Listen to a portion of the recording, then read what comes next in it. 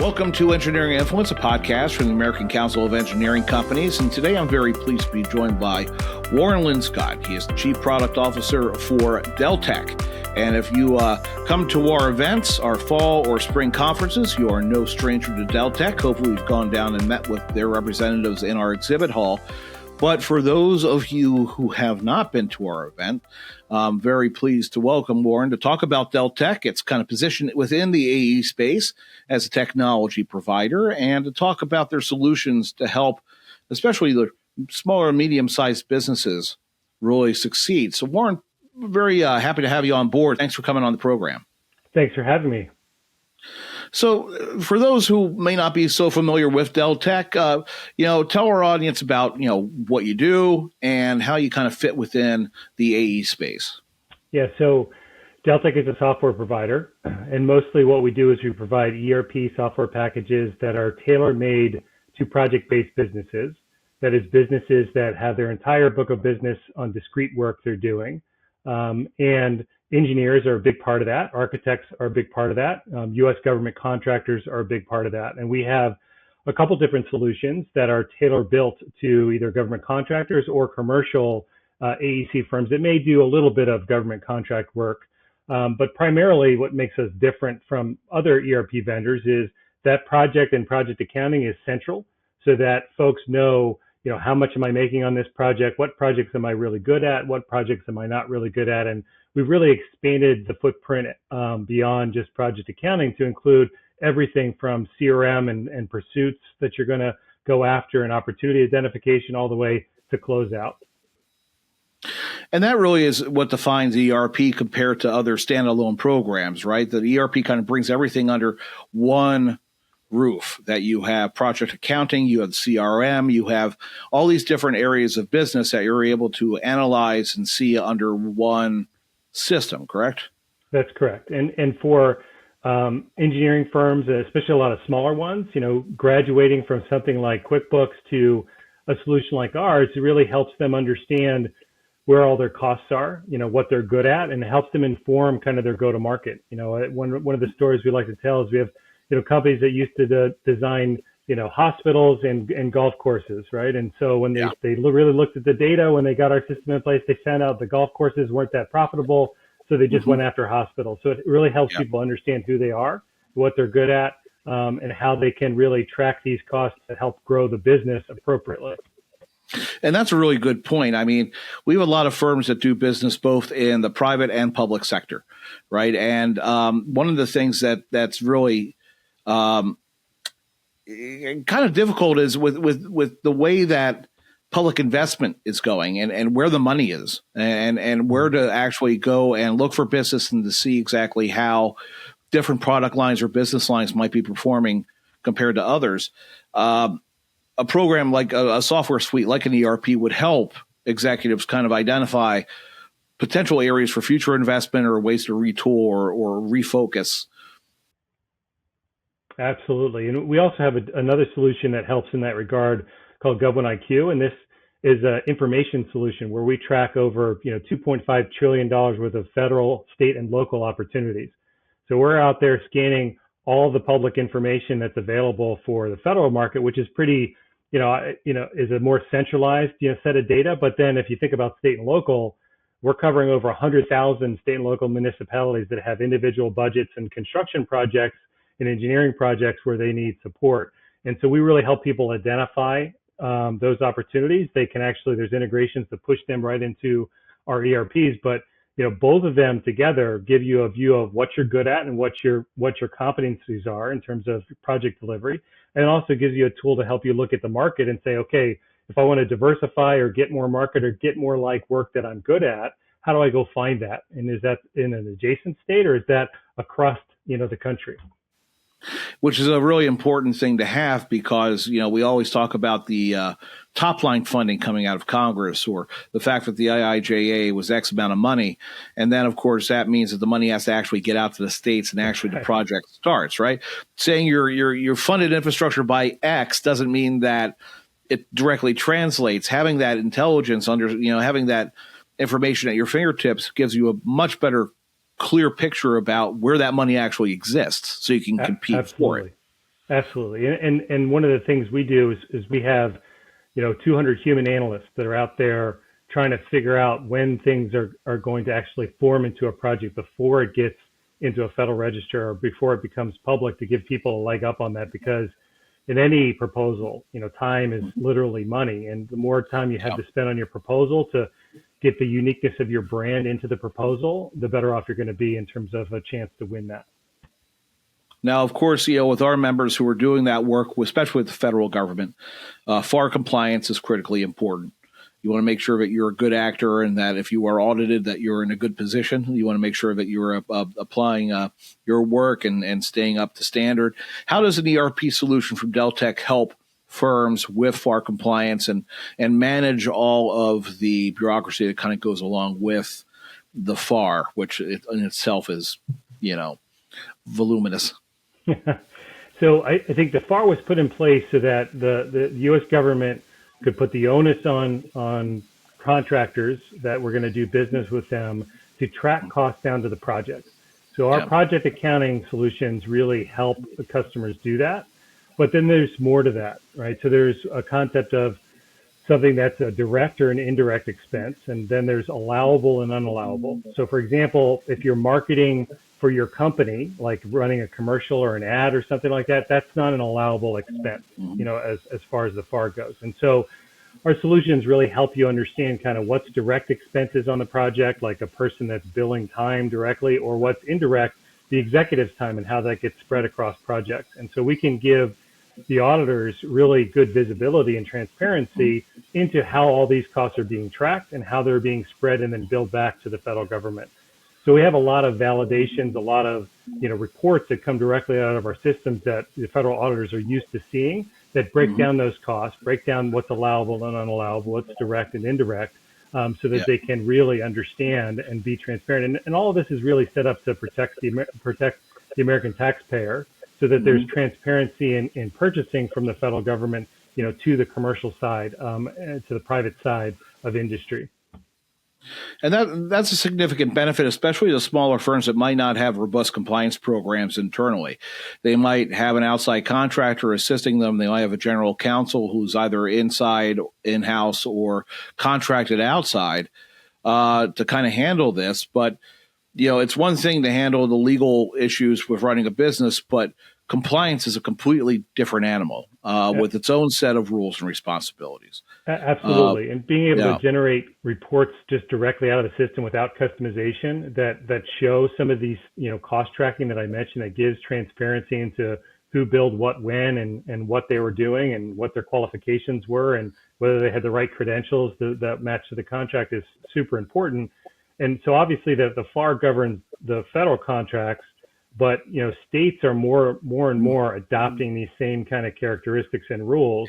We see this in the Department of Transportation a lot, where they have almost the identical set of kind of compliance rules in their contracts. So state and local are catching up and starting to use a lot more of the same. Yeah, absolutely. Excited, and having that standard definitely helps. I usually, in the federal government, usually DOD kind of sets the tone and everybody kind of follows DOD. Now DOT is kind of making their own. States are adopting those same kind of compliance rules. Therefore, having a system in place that allows you to report in a universal way that everybody understands reduces any confusion or any issues that you might run into. Absolutely. Yeah. And it's all about transparency. I mean, I think I talk to people about the difference between like a commercial firm and one that's doing business with state and local federal. I mean, the onus of and responsibility to prove that you're doing what you say is on the actual contractor. Versus in the commercial world, if you go into a store and you buy something, it's buyer beware. The onus is on you to make sure that you're buying a product that meets your standard. And so that burden of proof being on the contractor in this case, it's super important that you have a system that can do those things automatically for you, so that you're not spending a lot of time, trying to manufacture evidence of what you've done. Now, not as many of our firms do international work, but another layer of compliance is also on controlled information, especially working on government clients or with foreign companies. ITAR, of course, being one of the big regulatory regimes. How does the ERP suite assist with ITAR compliance for controlled information handled outside the United States? Sure. So we handle that in a couple different ways. So we have a very specific ERP for government contractors called CostPoint, and CostPoint has two different cloud offerings. One of those is what we call a NIST 800-171 cloud offering, which people can use that are foreign nationals. And then one is a GovCon Cloud Moderate, which is a FedRAMP moderate equivalency with ITAR controls. And you're not allowed to access that if you're outside the U.S. So one of the ways we control information by making that solution only accessible within the U.S. But then within the application itself, we actually allow you to mark, what is controlled information from an ITAR perspective. So usually that pertains to anything that deals with structure. So unit of measure, bill of materials, if you have one for a particular item, those types of things usually fall under technical data related to an ITAR classification. And so you're able to mark those. I'm sorry? All the way down to paint and certain. Exactly. Exactly. If it's dual use, if it's military in use, it can fall on the ITAR classification. And so we give some tools to help mark that information and then we mask it from people that don't have access to that security group and things of that nature. So it can get pretty detailed on the product level. But ultimately, the end customer really needs to understand their end product classification like we just talked about. And is this dual use, meaning commercial and military end use? And if it is, then it's an ITAR designation. And how do we protect that data? I think the ERPs can help you identify it. And if you're in the right kind of cloud offerings like we have, in certain cases, we can help protect access to it. But ultimately, they have to have some controls in place to make sure that they're preventing a pathway for foreign nationals to get access to that data. So those firms that are doing business or looking to do business internationally and might be thinking, well, we're just going to be doing civil work and not to really think about this. It's always important to actually get ahead of the game and to talk to somebody at Deltek to say, okay, this is what we're looking at doing and what do we have to think about, because you could find yourself maybe not thinking that you're in a dual use situation where all of a sudden you are dealing with controlled information when something could be innocuous, but that does have that civil use case does have an analog DOD, and then all of a sudden, boom, you're dealing with controlled information only U.S. persons can deal with or control. So having that product is very important as well. So I do want to talk to you about emerging technologies as well, because it seems like every day there is a new application. We were talking before we went on about this platform that we're recording on, all of a sudden popped up with an AI voice generation tool that wasn't there this morning. It seems like companies tend to try to soft launch or live beta test these different offerings just to see what it's like. Then they'll pull them, they might refine them, and all of a sudden, they come part as a second release. As a chief product officer, how do you view integration of emerging technologies into existing standard products? How do you think AI and technologies like that are going to be implemented and maybe, I don't know, just how do you see that developing within this space? Sure. First of all, I think that it's upon us as the software vendors to do this in an ethical manner. And what I mean by that is, we have to pay attention to data privacy, data residency, giving people the option so that they understand, that AI is involved. And especially if we're generating content, that it's marked as such so that they know it was generated by an AI engine rather than a human being. And so not all software companies are created equal, but from my, lens, we created an internal kind of guidance, and governance council with myself, with cybersecurity, with legal, and engineering to kind of look at all the ideas we had and really think about, okay, so is this going to add value to the end user in some way? And if it is, how do we do it in a way where, one, they know that they're opting into it, so it's their choice, and then two, how do we do it in a way so that we're protecting their data, because we don't want their data exposed to help train models, to be in models, and so forth. It's proprietary data, especially when you're talking about the ERP.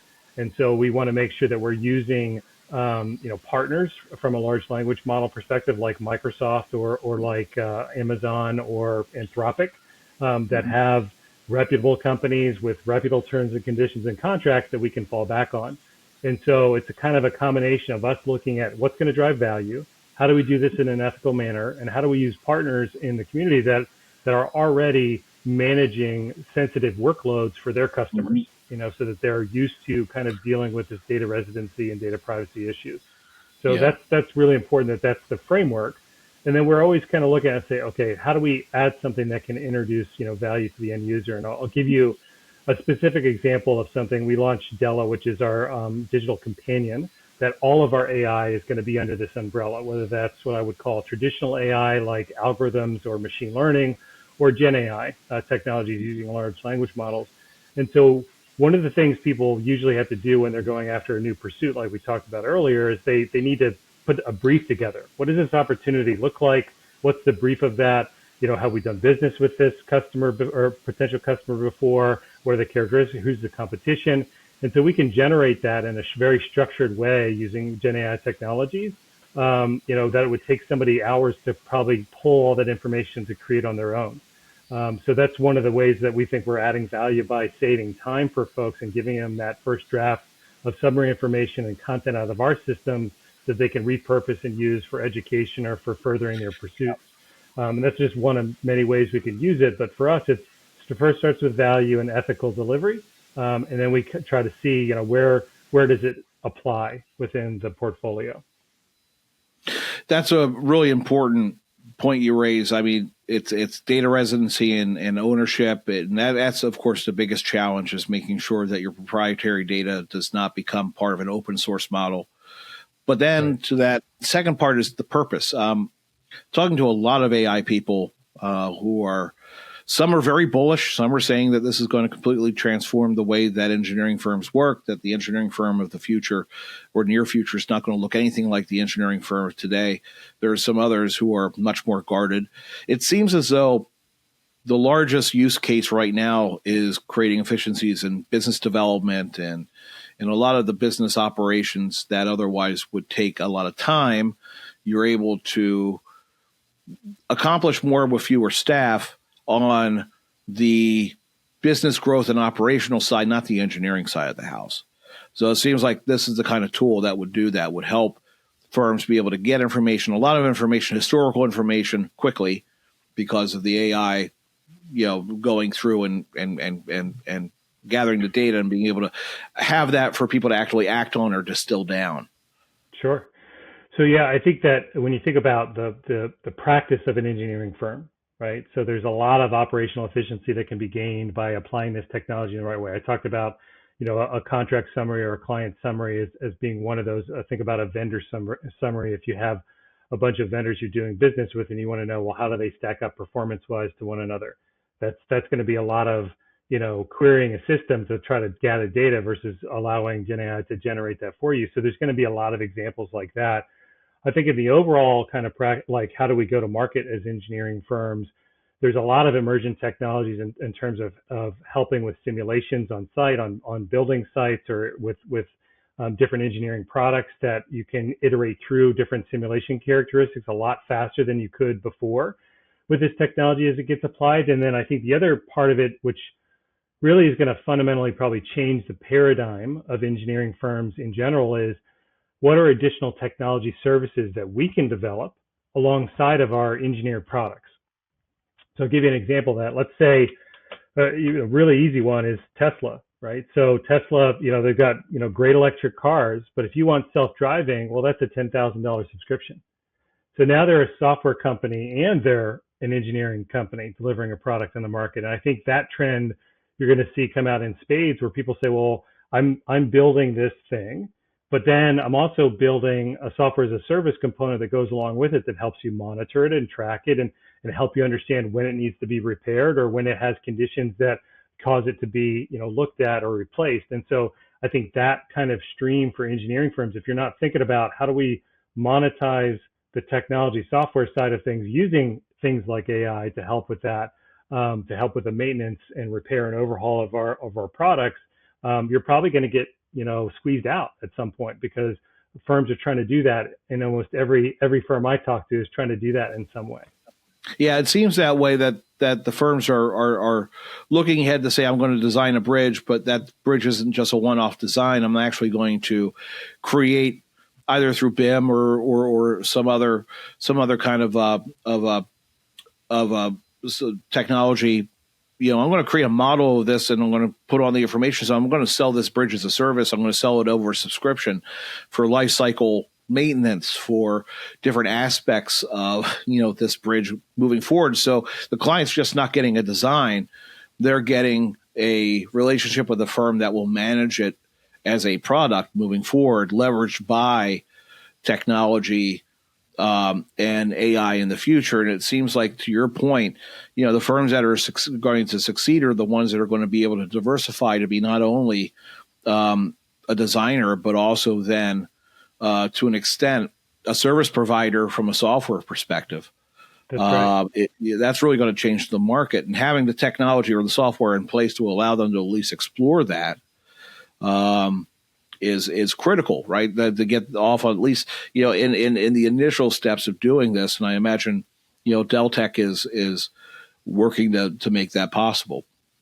Yeah, absolutely. I mean, we host a lot of the data that people would need to kind of feed into kind of some of the tools and models, and from the tracking perspective, we have a solution called SpecPoint. We actually manage MasterSpec, which is the AIA's IP for specification content that a lot of engineering firms use. And so we've got a lot of information about products. We've got a lot of information about specs and how they come together.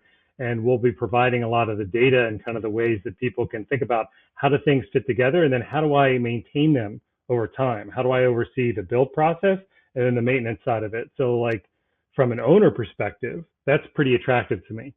If I could have one thing to track from design all the way through as built and maintained, and see the data through that understand what I'm going to need to do, what the costs are going to be, predict out kind of what this is going to cost me over a longer period of time, that's really attractive for the owners. So I think there's definitely a market for that. And companies are getting smarter around how do I deliver that service, technology service, alongside my product. Yeah. And that's going to be the blurring the line between engineering and software or technology companies, because there's going to be a greater technology component to go along with that. And I think that also is going to shape the evolution of the firm itself, because as you gather, maintain, curate, and use that information, you're going to need a lot more people who are data scientists or computer modelers to be able to actually maintain that technology, more so than firms have right now through their existing IT departments. What are you seeing, looking ahead 10, 15 years, whatever it might be? How do you think that the firm is going to evolve? What's your client going to look like in a decade from now? How's Deltek positioning itself for the emerging and evolving engineering firm? Yeah, so from a Deltek perspective, and we're continuing to kind of infuse these new technologies as they come up, and thinking about more and more how do we provide for more touchless automated processes in the back end, so that engineering firms can focus more on what their core competency is, which is delivering engineering, as you mentioned, transforming themselves to deliver software as a service alongside of their engineered products. And so the more they're going to want to squeeze more out of the back office and more out of kind of the IT departments. And that means that, we've got to be more autonomous, so using these technologies to automatically, run through transactions to detect anomalies so that a human being can look at it, rather than just looking at transactions that should just process automatically through the systems. That's how we're kind of looking at this evolution. The other thing too is, from a user experience perspective, we're trying to meet users where they are. That means more of our products showing up in conversational interfaces like Teams and Outlook, and places where people are, more field applications that can ride along with them and gather telemetry when they're in the field, either inspecting something or delivering or installing something. And so that's kind of where we're still have all the core in the back office and the front office, but we need to be out there with the humans as they're doing their jobs, helping them to collect telemetry, helping to tell them, what might be next if they need instructions or what have you. So, being kind of outside of our own package, if you will, and being where the users need us to be. Yeah, the software no longer exists in one space, right? It has Right. to follow you and go wherever you need to be and have it responsive for you there. It's amazing how technology has changed in such a short period of time. It's gone from the standalone program to now the cloud-based service to an app to now integration with all these third-party communications applications. It's amazing what's happened. It's going to be something to see in short time moving forward what things are going to look like as well. We covered a lot of ground. I mean, both with the services that you provide now and then how you're looking at technology integration moving forward. What else is Deltek working on that might be of interest to our members? Any other products or services that you guys are developing right now to go to market? Yeah, so I mentioned Della before. That's Deltek's AI umbrella, and that's where all our kind of AI is coming. So we're launching a new digital assistant. We actually launched it earlier this year in Costpoint, as I kind of mentioned, that product that's focused on government contractors and has a lot of engineering firms that use it. And we're also launching an Advantage Point, which is pointed at more of our commercial A&E firms. And this digital assistant is really a companion that comes to work every day, with employees. So that you can ask it questions, you can ask it to do some of the summaries that I mentioned, you can ask it to do simple automated tasks. And so that's one of the things that we're launching just as part of the product, right? As part of the core product. We really think it's going to be a game changer, especially when you think about ramping up new employees or you have intermediate employees. So you can ask it how-to questions. You can ask simple questions like, hey, what projects have, unbilled time? Let me go follow up with those project managers. Write me an email to those project managers with their projects and their details in it so that I can get a response as to where they are. Just simple things like that, I think, are going to really accelerate the possibilities for onboarding, but also efficiencies with current users. That's coming to market now, right? We're really, proud of what we built there with some of our partners in Microsoft and AWS, and that's really going to be incredibly insightful for those customers. It's an amazing time saver. I mean, when you think about sitting down as a project manager with teams, you might be managing multiple projects. You got to check in with everybody who's engaged with that. And just think about sitting down at your desk and typing out individual emails, pretty much asking the same kind of question, but be able to ask once and have an AI system generate those emails on for you to be able to send those out. I mean, that's a significant time saver. Absolutely. Yeah, and so I mean, just the technologies like that is just itself a game changer. So a lot to look out for. And I would recommend all of our viewers to take a look at Deltek and visit their website. We'll put that in the show notes, of course. And Warren, I really do appreciate the time. I mean, there's a lot of stuff to coming out to market. Love to have you back on and talk about some of the new stuff, and maybe we can get into a little bit broader topics of technology and where things are going. But do appreciate the time that you spent with us today. All right. Yeah. Thanks for having me on. I really appreciated the time. And yeah, I would love for all your listeners to come check us out at deltek.com and learn more. Absolutely. So again, this has been Engineering Influence podcast from the American Council of Engineering Companies, and we'll see you next time.